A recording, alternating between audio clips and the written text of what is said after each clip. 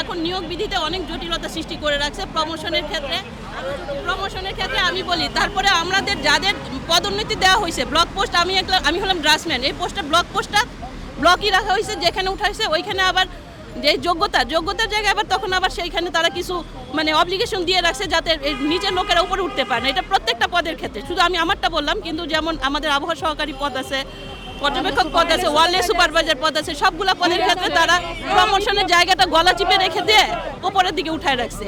মানে অর্গানোগ্রামের এক জায়গায় দেখাইছে একরকম, আর নিয়োগ বিধির ক্ষেত্রে যখন ইয়া করছে সংশোধনের তখন এটা অন্যরকম হয়ে আসছে। আমাদের দাবি একটাই যে অর্গানোগ্রাম অনুযায়ী আমাদের নিয়োগ বিধিটা হোক।